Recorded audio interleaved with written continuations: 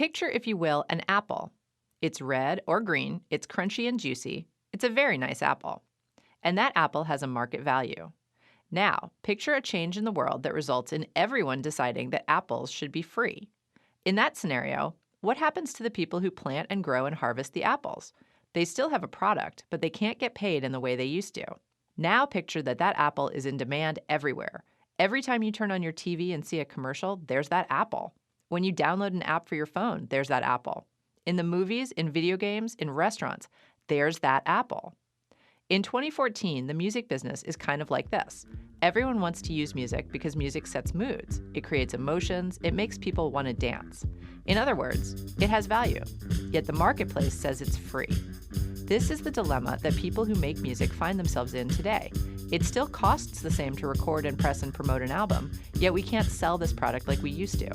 So those of us who produce the music, the artists and labels, have to wonder how long we can keep this up. Is there a future in music, or what? Can I have a taste of your ice cream? Can I lick the crumbs from your table? Can I interfere in your crisis? No, mind your own business. No, mind your own business. I'm Portia Sabin, host of The Future of What, and I run the independent record label Kill Rock Stars. I've seen a lot of changes in how money moves in the music business in the last 10 years. In this hour, we want to get a clearer picture of what these changes look like for the people who matter most, the musicians. Without musicians, music won't get made. But the number of people who can make a living from their music has dropped radically in recent years. To kick off this discussion, we've invited an actual career musician to talk about how the flow of his money has changed. Hutch Harris started the band The Thermals in 2002 and has put out 6 albums. Hutch, welcome to The Future of What? Thanks, Portia. So when you started the band, what were your main sources of income, like at the very beginning, when you guys put out your first record? So we all had day jobs. I was actually working at Stumptown Coffee Roasters in Portland. So I worked there from, I think, like 2000 to 2006. Great. And then so in 2006, you were able to quit your day job? Yeah, I think we had just released our third record, The Body of the Blood, the Machine, and that had, like, at that point, that record had done better than anything else we did, and we had almost got too busy to have day jobs, but we also had enough income at that point. Cool. And so your income was from record royalties? It was from royalties, touring, and licensing. Right. So those were the 3 big income streams sort of in 2006. Yeah. But in the last, 8 years, how has your income changed? It's like the percentages are pretty much the same. It's still, most of the money comes from touring, licensing still, and then, of course, less record royalties just because people aren't buying records as much. Right, as we all know, yeah, sadly. Taylor Swift has brought Spotify into the spotlight in the last few weeks. So do you have a sense of how the Thermals are doing from streaming royalties and Spotify in particular? I know we get a ton of plays on Spotify, but, 100,000 plays on Spotify equals 7 cents or something. So, yeah, right. There's that. So you don't have a sense of actually, what percentage of your income at this point is coming from streaming? We get statements. Yeah, I don't look close. I look at the totals of streaming, and there's so many different sources, so I'm not paying attention exactly to how much is coming from each source, so I don't know exactly how much we're making from Spotify, but I know it's not a lot. Right. So basically what has happened, though, in the past 12 years is that you have started to see money from different income streams come in, although it's not really making up for the lost record royalties. Yeah, and it's so... it's different each year for us. It just depends. One year you can have, you can do a lot of placements. You can license songs to TV and film, and the next year that won't happen. So it's just something that's constantly changing. Right. Yeah, that's so true. So, do you know anything about your royalties from internet radio play like Pandora? You've seen much of that? It's on the same statement. Our publisher, Terrorbird, sends us a statement twice a year, and there'll be all kinds of sources you know, Tony Keel from Sub Pop, he put it best to me. He said the future is all about adding parts of pennies together. That's not exactly what he said, but really, you're looking at like thousands of plays on thousands or on a ton of different sources. But each play is earning a very small amount of money. Right. That's true. One of the other sources that artists are getting paid by nowadays is sound exchange. And have you noticed your sound exchange royalties increasing over time? Yeah, we've done really well. Like I think we get paid 4 times a year from Sound Exchange. I still don't know what exactly we're getting paid for when Well, that the is check actually comes. the internet radio play like Pandora. Oh, Is okay. that it's collected by Sound Exchange and then Cool. they pay you directly. Yeah, I love Sound Exchange because they just send a check. Isn't that great? Yeah, I it's know. great. Yeah. It's very, very handy. And there's lots of artists who haven't signed up with Sound Exchange yet. Yeah, I feel like when we were on Kill Rock Stars, I think it was you guys who said, you should really get on Sound Exchange because they have all this money waiting for you. It's weird because you'll get emails, that sound like it's from like a Nigerian prince or something. It says like, we have this money, you just have to sign up, and a lot of, they seem so bogus. And so Sound Exchange, I think we had probably like heard from them before, we just didn't know that it was a real thing. We finally signed up, and they sent us a huge check because it was years of royalties adding up. Don't you think? I mean, I think that's really common. I think that everybody thinks it's the Nigerian prince. Yeah. Well, there's just so much, there's so many people trying to scam you on the internet that you're like, you don't want to sign up for anything because you don't know, what they're trying to do to you. Totally. So looking back, when you were a kid, what did you think being a career musician would look like? Guns N' Roses.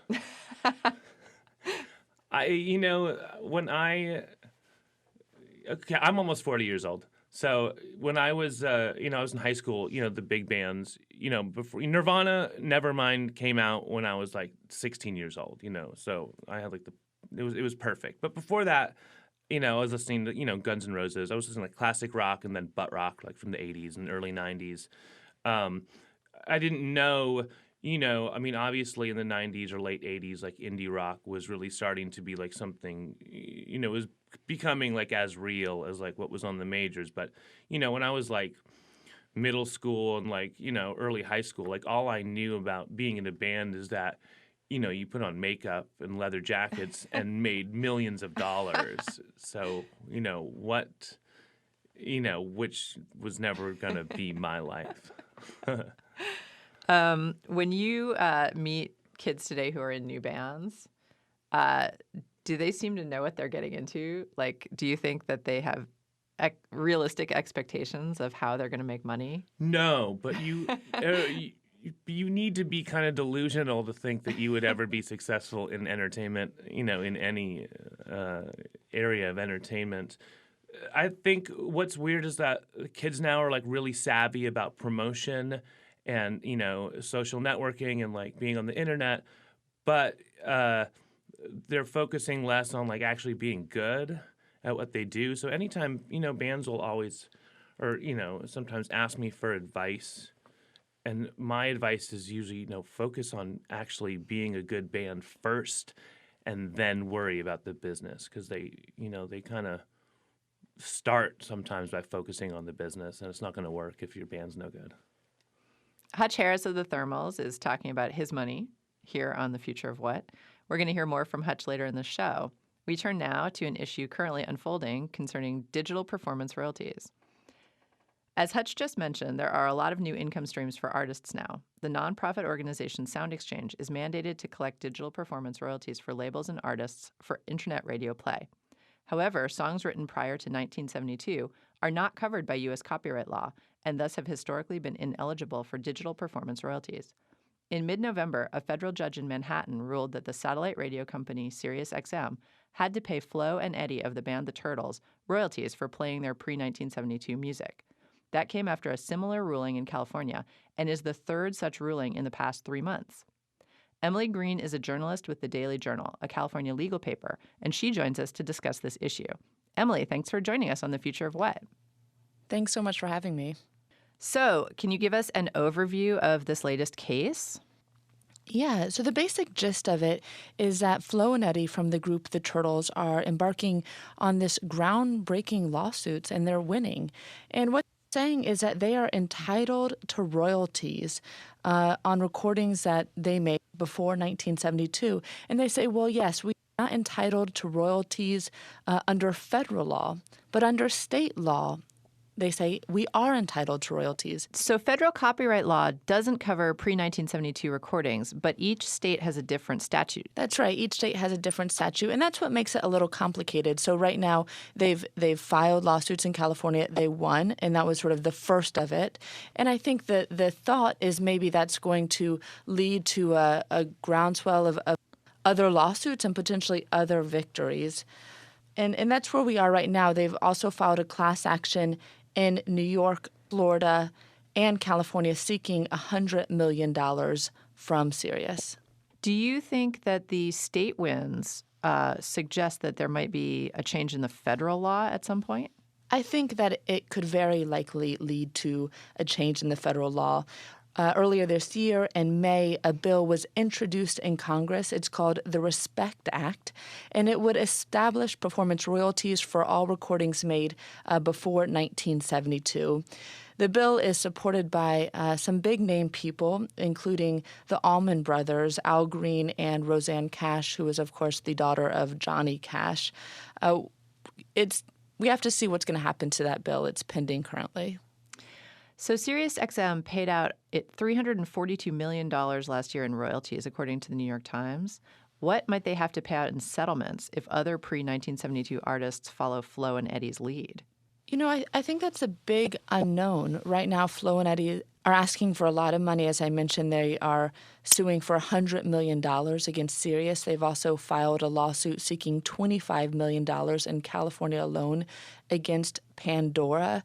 What it might mean for other artists, I don't know. I can only imagine that we are going to see similar lawsuits seeking similarly huge amounts of money. I think this question also speaks to your earlier question about what it could mean for a change in federal law. As we see potentially more of these lawsuits filed and we see groups like the Turtles racking up victories, it's definitely going to put some incentive for Congress to pass legislation. And it's also going to put some incentive on the industry and groups like Sirius and Pandora and the National Association of Broadcasters to support legislation so that they're not having to continuously deal with lawsuits being filed against them. That's legal journalist Emily Green joining us from San Francisco as we talk about how artists make money here on The Future of What. While digital performance royalties were created by two separate acts of Congress in 1995 and 1998, there is still no royalty for terrestrial radio play, meaning artists and labels are not compensated for their music being played on regular radio stations. Daryl Friedman is the head of advocacy for the Recording Academy, a group that represents artists, producers, and engineers throughout the U.S. They are best known for awarding the Grammys every year. Daryl, thanks for joining us. Always a pleasure, Portia, to be with you. So, the United States is one of only a handful of countries in the world that does not pay performance royalties for terrestrial radio play. And some of the other countries that don't are North Korea, Iran, and China, correct? We're in great company, aren't we? Do you think that has any resonance for people, that particular list? Well, certainly it does, because the United States wants to be a champion of intellectual property, and we go around the world telling other countries like China that they should respect our intellectual property. How much more powerful would that be if we did the same and we respected our own IP by providing this compensation to the deserving creators? So can you tell us a little bit of the history of the chase for a terrestrial performance right in Congress? I'm glad you asked about the history specifically, because I know we've talked, and you spoke with Hutch earlier about all the more recent changes in the music space. This is not a new issue, though. This has nothing to do with the recent change to a digital economy. Bing Crosby was talking about this issue. Frank Sinatra was talking about this issue to get his band paid. This has been an issue since the beginning of radio, that artists have felt that their work deserves compensation when it's played on radio. What's happened, though, in the new digital space is the fact that internet radio is paying and satellite radio is paying. It's shown a bright spotlight on the issue, and to say why are these new technologies should be paying, but why is the oldest and richest technology for distributing music that we have, broadcast radio, and I'm talking about corporate radio here, commercial radio primarily, why are they allowed to get a free ride and not pay the performers? So in 2008, a number of artists got together and organized the Music First Coalition, and now we have a very strong lobby in Washington working on this issue with hearings that are trending very well for us and for artists, and we think this issue will be resolved positively in the coming years. Now, what Emily Green mentioned about the Respect Act, can you catch us up a little bit on your experience with that? Yeah, the Respect Act is a very important piece of this puzzle because the digital services are currently paying royalties on post-72 recordings. They should be paying on all recordings. There's no expiration date on the value of this music. So that's a very important piece of this. But of course, terrestrial radio isn't paying on pre-72 or post-72. So we need to have one holistic approach to make sure that all artists are compensated fairly for their work, no matter what decade they worked in. Now, I understand that there was a press release by Sirius mentioning that they are now pushing for a terrestrial radio royalty. Have you heard that? I haven't heard that, but I think they've been, both Sirius and Pandora have justifiably stated that broadcast radio, corporate radio, should be paying a performance royalty because that's a very unlevel playing field. So let's just talk about post-72 for a second. Sirius is paying royalties. Pandora is paying royalties. Their competitor, corporate radio, is not paying royalties. So they should be with us on this issue, and we should all be supporting the fact that all artists should be paid, compensated for all performances on all types of platforms. Another issue that I thought was very interesting about the performance royalty that we don't have in this country is that because we don't pay a performance royalty, other countries won't give us reciprocity. So we can't get the money that they're holding for us in other countries. That's absolutely correct, and that's one of the great shames of this really scandalous issue in our law. If an American artist, if Hutch's music is played, and I'm sure it is because American music is loved all over the world, so when Hutch's records are played in Japan or France or Germany, that royalty is not being passed on to Hutch. We're losing $70 to $100 million at least a year on our shores from this income that should be coming to American artists. And how much of that is mine? About $1 million. Yeah, we got to find a way to get Hutch that money. Now, is North Korea, do they even play music there? Guys, I want to talk now more about royalties, so I'm going to bring in Michael Huppy, the president of Sound Exchange. Michael joins us from his office in Washington, D.C. Mike, welcome to The Future of What? Hi, Portia. Always happy to be here and talk to you. Oh, great to hear from you. So can you please give us a brief overview of what Sound Exchange does for those people who aren't familiar? Sure. So Sound Exchange is a nonprofit here in D.C. that basically represents and enables a lot of the digital radio space and services that we all know and love. So when you think about services like Pandora, SiriusXM, iHeartRadio, etc., we represent all of the recording artists and all of the record labels with those services, making sure that they are properly compensated when their art is used to fuel these services. So those services pay us royalties for the use of the recordings, and then every month we pay it out to artists and labels. We have over 100,000 accounts that we represent in the industry trying to make this money from the digital economy flow to the people who made the great art that is the basis of all of it. Sound Exchange has collected about $2 billion for artists since the organization was founded 10 years ago. Can you explain how this money is distributed? Sure, and it's actually well over $2 billion at this point. As the digital radio platforms explode, it is a place where a lot of people go to get their music. And when money passes through Sound Exchange, it is split 50-50 between the owner of the sound recording copyright, typically a record label, but 50% of every dollar we get goes straight and directly to the artists. And a portion of that even goes to a fund that pays background musicians and background vocalists as well, people who contribute to a recording and often until now have not participated in a lot of the downstream income. But basically it's split 50-50 between the artists and the owner of the copyright. Mike, at the beginning of the show, we were talking to Hutch Harris from the Thermals. He's still here, so we can still talk to him. But he mentioned, Hey, Mike. he mentioned that sometimes you get an email and it sounds like it's from a Nigerian prince, and it's confusing and scary for musicians to think that someone's really holding money for them. How do you guys deal with that, with artists refusing to collect their money? Well, it is funny, and I will say, many years ago, I think Sound Exchange was not as well known as we are today. We do lots of things to increase our exposure and make people realize that's a legit letter that they get. We have an entire outreach department that tries to socialize who we are among the industry. We go to many, many conferences. I think, most of we have a much better recognition now than we did, say, 5 or 6 years ago. And once the money starts to flow, these folks realize, it's the real thing, because what we administer and the money that we pay is becoming a very important part of the income stream out there in the recording industry. If you look at the mid-year numbers that were published about recording industry income in the U.S., Sound Exchange alone represents upwards of 15% of the entire recorded industry income in the U.S. So we're becoming a very important part of the value chain, and people are starting to notice more than they used to. Yeah, it's amazing because, when you're making music, there are so many people trying to not pay you for things that when people are reaching out saying that they want to pay you, it's hard to believe. Yeah, that is true. Thank you. I have to say that's it's fun to be on those calls. I don't make many of them, but the people that do reach out and say, we have money for you, and just give us your, all your tax information. I can understand why at first, if you've never heard of Sound Exchange, that it would make people question. But we're getting a lot of good acceptances now, and many people are participating. As I said, we have over 100,000 accounts that we pay out to. Yeah, we love Sound Exchange, so thanks.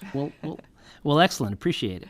You guys also have on the front page of your website, don't you, a list of bands that still have not signed up, but whose money you are holding? We do. So we try to be as transparent as possible, and the way we get paid. I don't want to bore you with the details, but the Pandoras of the world and SiriusXM, they use a license in federal law that allows them to stream every recording ever released, and for that reason, every month, Sound Exchange gets reported to it from over 2,500 services every recording ever streamed. So whether it's Pandora, SiriusXM, or any of another 2,500 other services, we get data from them every month about every recording they use. And in that lists are sometimes recordings of artists that we don't recognize or we haven't contacted. So when some of that money builds up, we do put that on the website and encourage people to come and sign up. It's free to register with Sound Exchange. It's free to become a member of Sound Exchange and participate even more actively in the things that we're doing to try to increase the value of music. So switching back to Daryl and the RESPECT Act, what do you think of the chances for that act in the new Republican Congress? Well, the wind is definitely at its back. With these Turtles lawsuits, there's a lot of attention given to Pre-72. And of course, this is a very sympathetic audience. The very first witness we ever had testify on radio royalty issues was Sam Moore. Sam is in his 70s now. He, of course, was part of Sam and Dave, Soul Man, so many great tracks. And the witness opposing him told Congress that by playing Sam and Dave's records, they're enabling Sam to go on tour. And Sam turned to him and said, listen, I would like to be spending time with my grandchildren at this point in my life, not touring around to earn money. So it's a very important class of people that this protects. Michael can also speak to this, as they've been a great champion and forward thinker on the RESPECT Act. But copyright is being looked at now in a very global context. The Judiciary Committee, which oversees this in the House, has initiated a very comprehensive review of all copyright, not just music. So most likely, these issues will become part of something bigger as opposed to these smaller issues. But we think with the cases happening in state law and the attention given to this issue, that the Pre-72 issue is one that certainly will be looked at very carefully by Congress.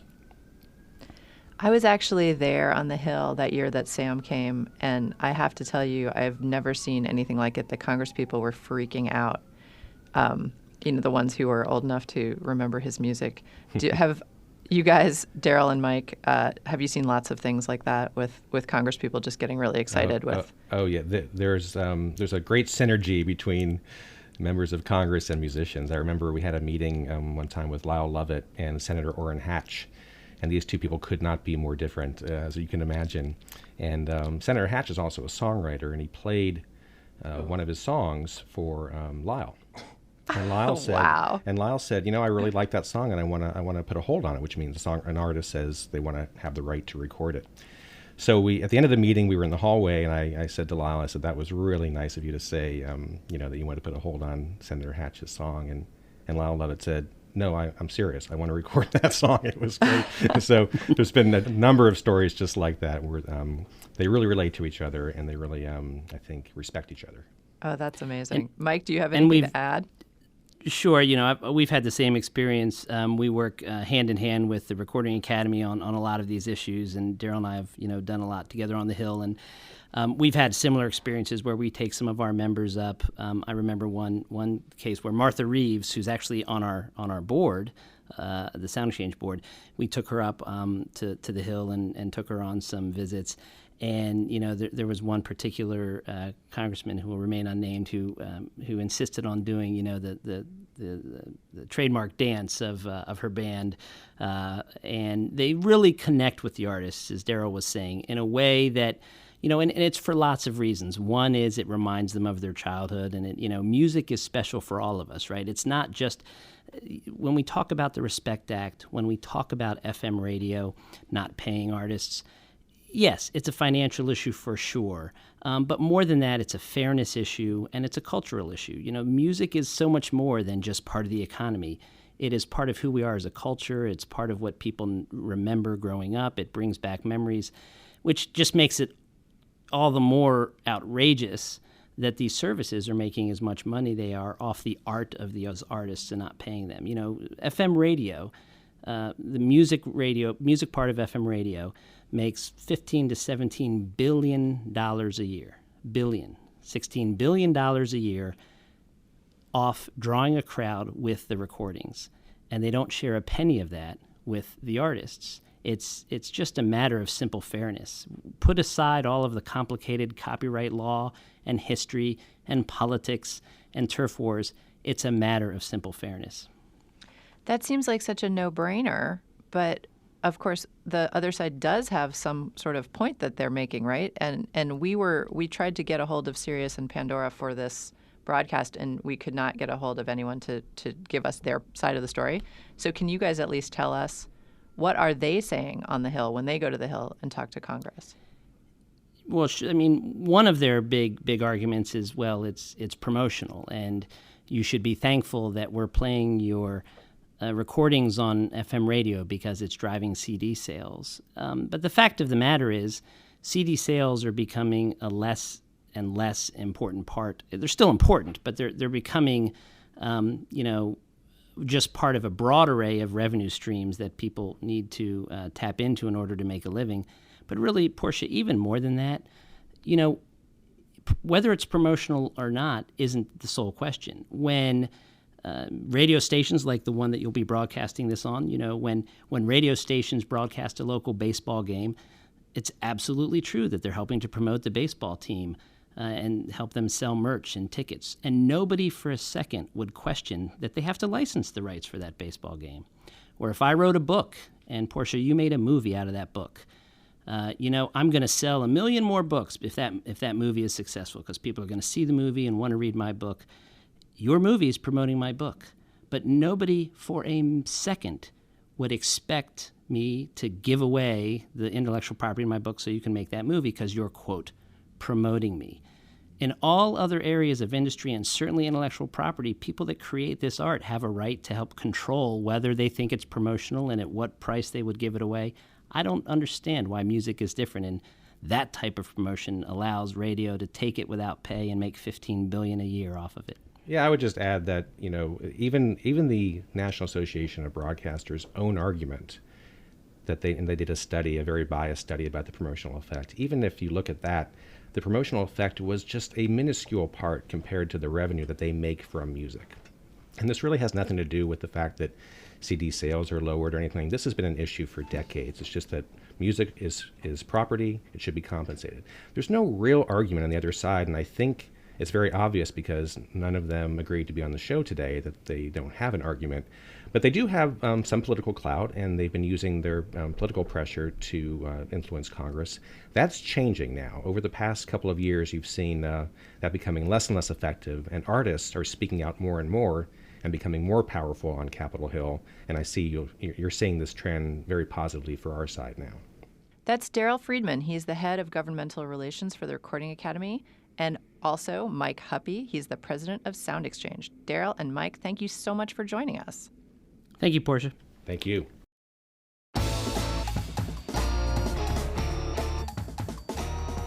I'm Portia Sabin, and this is The Future of What? Coming up, we're going to ask a really basic question. What does a record label do? We're going to ask Scott Robinson of Dual Tone Records. He runs the label that's home to awesome artists like the Lumineers, Shaky Graves, and Shovels and Rope. Stay with us.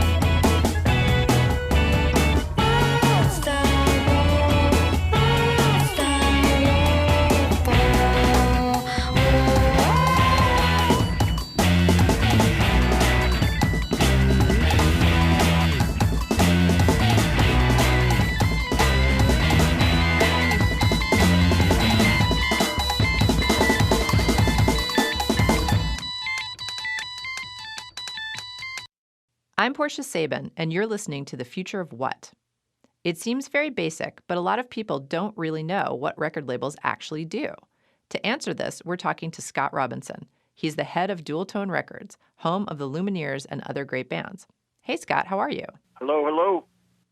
So when I tell someone I run a record label, they invariably think I work at a recording studio. I think my mom is still trying to figure out what I do for a living. So what do you tell people when they ask you what you do? Well, in a nutshell, our job is to promote, market, sell, monetize music. That can take a lot of different paths. It could look a lot of different ways, but it's basically, in a nutshell, it's what we do. You have a great story about how things fell into place in your life that allowed you to start your own label. Can you tell us that story? Yeah, it's kind of an interesting process. I started kind of late in life for the industry. A lot of folks start young, kind of coming out of college or in college, and in turn their way up the process. I came from a finance background, working for savings and loan industry, and it's funny, you always hear the story of people having the midlife crisis in their 40s, or 50s. I had mine in my 20s, and made a big career change. And all my friends were artists at the time, and started working with artists that I felt like were very talented, but were lacking more on the business side. So you've worked at both major labels and now your own independent label. What are the big differences, in your opinion, between the two? I think one of the big differences between indies and majors is that, majors are great at what they do. They might not be as financially responsible as maybe an independent label has to be because it's a small shop and usually, individually owned or partners owned. So it's very bottom line driven. It's net income based versus, top line market share based. And your risks are really risky, right? Yeah, the risks are really risky, but we try to minimize those risks.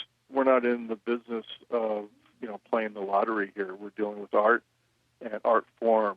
So, granted, in today's landscape, it's so different out there. There's so many different revenue streams.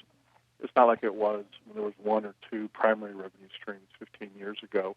So those of us who run labels really want our artists to be successful. And now that music is basically free, do you think that these other income streams we've been talking about today are enough to help your artists become career artists? Yeah, I think they are. I think, again, you have to be very, prudent and smart about the decisions you're making. Download sales are not gone. They're still very much a part of the overall equation. Physical pieces are vanishing very quickly. They're almost gone. But yeah, I think there are a lot of opportunities in this new landscape that we all exist. I don't see downloads going away anytime soon. Streaming is increasing daily, if not hourly. As I like to say, we're kind of on this bridge right now, and the bridge is going from downloads to streaming. And I really believe that once streaming scales, that it's going to be phenomenal. And I think it's going to be the largest consumption of music within the entertainment industry from a historical standpoint as streaming grows, because it's going to be so accessible and on so many different devices in so many different places. I was an original Spotify denier. I was like, no, my catalog's not going on Spotify. But I have been completely amazed at how much money we've been making on Spotify. Have you found that to be true for your label too? Yeah. I mean, I don't know if I say amazed, but I would say encouraged. Yeah, the numbers are there and they're growing. So, Scott, tell us about one of your success stories, like maybe the Lumineers, a band that you saw potential in and you put money behind, and what happened? You want the 3-minute or the 3-hour story? The 3-minute would be great. Yeah, 3-minute would be great. It was one of those stories where it was almost a perfect artist development story from the standpoint that as soon as we got involved, the early signs started to develop. And one of the early signs was we had a sync in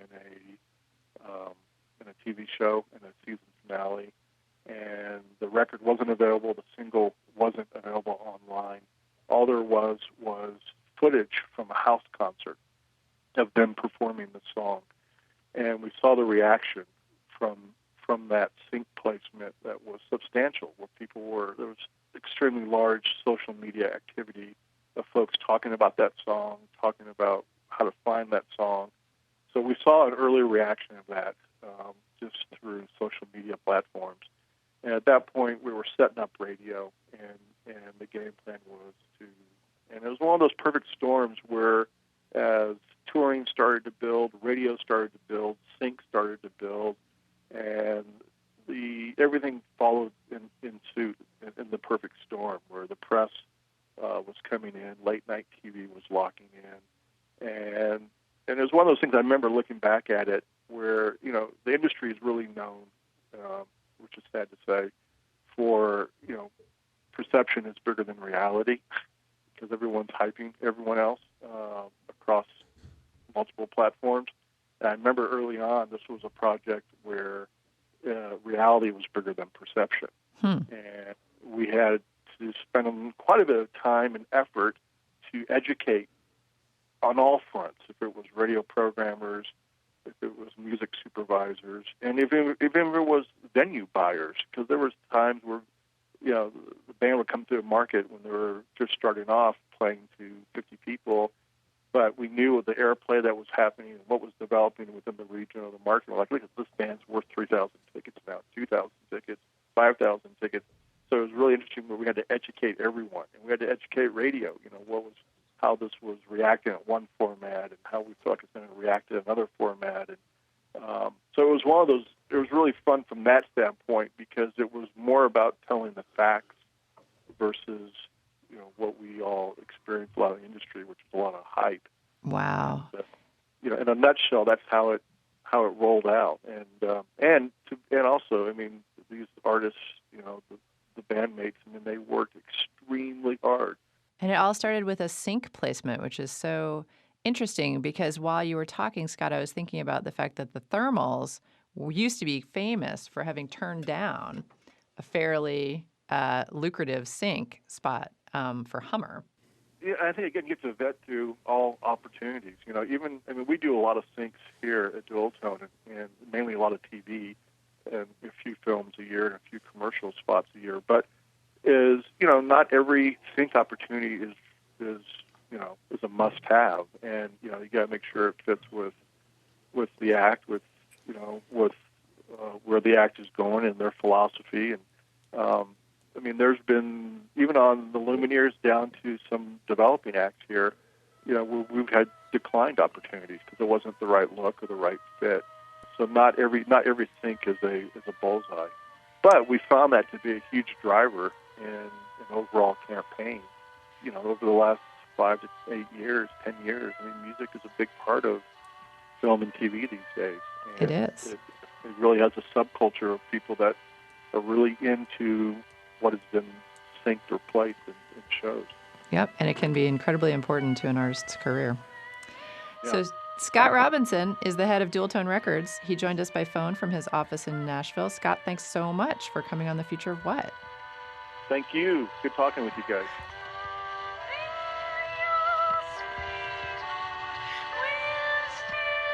Coming up in a moment, we bring back Hutch Harris of the Thermals to ask him a few questions, right here on The Future of What from Kill Rock Stars and X-Ray FM.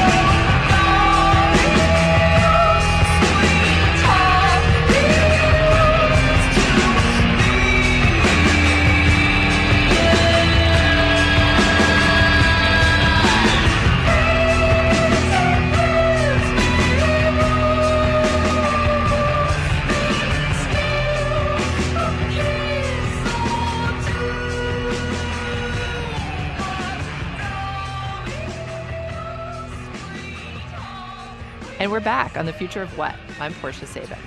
This show is about the music business. This is our first episode, and we've been talking about how artists make money in a marketplace where music is largely free. We began with Hutch Harris of the Thermals, and we're going to end today with him, saving the best for last. Always. Hutch, welcome back. Thanks, Portia. I want to ask you about touring. Okay. When I talk to a new band, they always say they're going to go on tour. Uh-huh. And then they either do go on tour and hate it and break up, Yeah. or sometimes every now and then they go on tour and they love it. Yes. So Or they love it at first and then they hate it very Right. soon after. So can you tell us about your, so you went on that first tour So, back in the day? Yeah. Kathy Foster, who plays with me in the Thermals, we had a couple bands before the Thermals, and we had already done a lot of touring, and we did like it, and it is hard. I mean, whether or not, if you love it or hate it, it is just something you have to do if you want to be a successful band. But yeah, it does drive a lot of people crazy. But, once the thermals got signed and we really had to like really start touring like most of the year, we had already done enough tours that we were kind of ready for that, and we had kind of done so many done so many tours with no label support, with no agent. We're booking ourselves. That by the time once we were signed and started touring, it got easy. It got easier in some ways. Because we had done such hard tours before that. Can you tell us about some of those hard tours? Like what makes touring hard? Okay, when bands that are starting out now complain about touring, I have to explain to them, and I sound old because I am. But so Kathy and I, the first tour we did was probably 1995 or 96. So we had no cell phone, we had no GPS. And like I said, we had no agent, we had no label, we didn't even have email. So what we would, you're just calling. When you're booking the tour yourself, you're just calling people. It takes forever because you're missing people a lot. You're leaving messages, for weeks. Then when you finally hear back from someone, they don't want to do a show for you. You get in the van. And you just have like some handwritten, you've talked to the promoter on the phone and you just have handwritten directions that are, usually not totally correct. So when you roll into a city, then you have to go find a payphone to call the promoter and hope they're around so you can get exactly to the, club. I mean, I just remember even just when like you had MapQuest and you would, still before GPS, you'd print out, directions that would also be wrong often.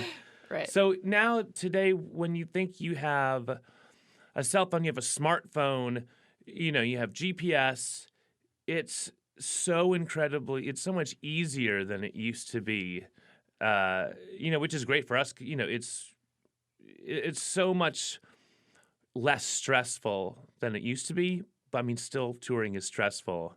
But you do have to, when new bands complain about touring, you got to be the old man and tell them when, back in my day, like you really don't know how easy it is now. Absolutely. Yeah. And it helped that you and Kathy had been friends for a while. Definitely. So that you guys got along. Yeah. Because I have been on tours where I wasn't speaking to my guitar player or my bass player, and I would speak to my bass player and tell my bass player to tell my guitarist something. Oh, God. Yeah, it was really And stories juvenile. like that are common. Mm-hmm. And I mean, another thing I tell bands is when you're starting a band with someone, the priority is that you get along first, and then can you play together. Right. If if you're in a band with someone you don't like, I wouldn't say the band's not going to last, because these bands do last, and bands just hate each other for their entire Forever. lives. Yeah. But, I mean, if you really want to enjoy being in a band, people think the priority is, well, let's find someone who can play and can we play together? No, it's like, can we be friends first and then can we be a band second? Right. So do you guys have any, I know that I have some tour stories that are, like 2 or 3 margarita tour stories, like where you're not going to actually hear it until we're like pretty wasted because they're I think that most terrible. of our stories are like that. Do you have any that we can have over like morning coffee? Any good ones that can be shared? I mean, I think for what we're talking about, I remember one time just on one of our first tours, we were going to Detroit. We had terrible directions. We pulled into the city.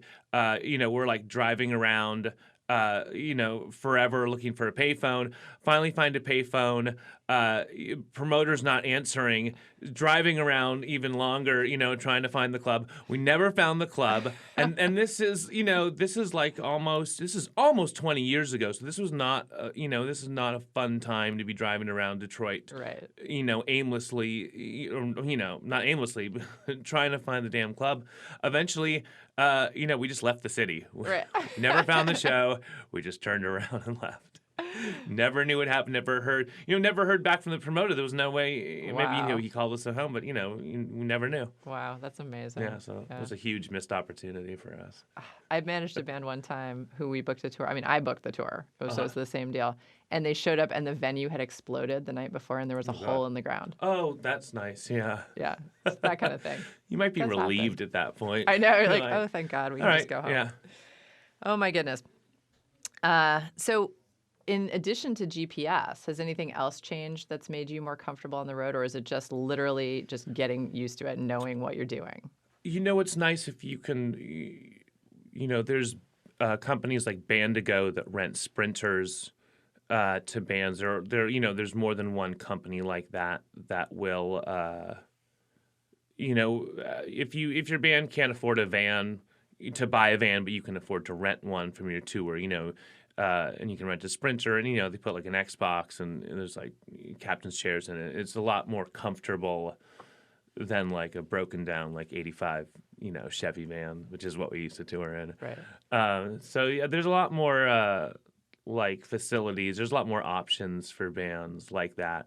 And I mean, really just having the internet, there's just, obviously the internet has changed everything and not always for the better, but it's definitely such a good resource for bands, to talk to other bands and to I can't like stress it hard enough. Imagine trying to book your own tour without email or without the internet. It's insane. Yeah. So it's made it so much easier, I think. We lost the 20-year-olds at payphones. You know that, right?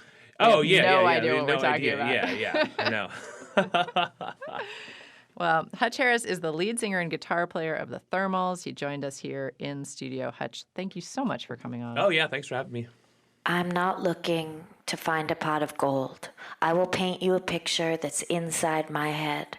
First, I must carve out a place. Picture yourself carving out a place in a room. Now look up. There's the diamond ceiling. Look up now. This is what it sounds like. Around you is a solitude trilogy. And that's all for this first episode of The Future of What, the show focusing on the business of music. Special thanks today to the studios of OPB. This show was engineered by Stephen Cray. The Future of What is produced by Jimbo Sandberg and John Sepulvado of X-Ray FM, and me, Portia Sabin, president of Kill Rock Stars. If you missed any part of today's show, you can find the whole thing at xray.fm or at killrockstars.com. Thanks for listening. Here. So you sit down and you start to think of ideas of the North. But in walk the latecomers. They back shuffle forwards. Their sound is weird. I am not looking to find a pot of gold. The picture in my head is my reward. Go. Around you is a solitude trilogy, and glass slippers are on your feet. When I say go, you'll hear the solitude trilogy come in clearly. Go. Now look down. The glass slippers are on your feet. This is what they sound like as they meet. Now walk in the self-eaters. Their sound is much clearer. Here. So you sit down and you start to think of ideas of the North. But in walk the latecomers. They back shuffle forwards. Their sound is weird.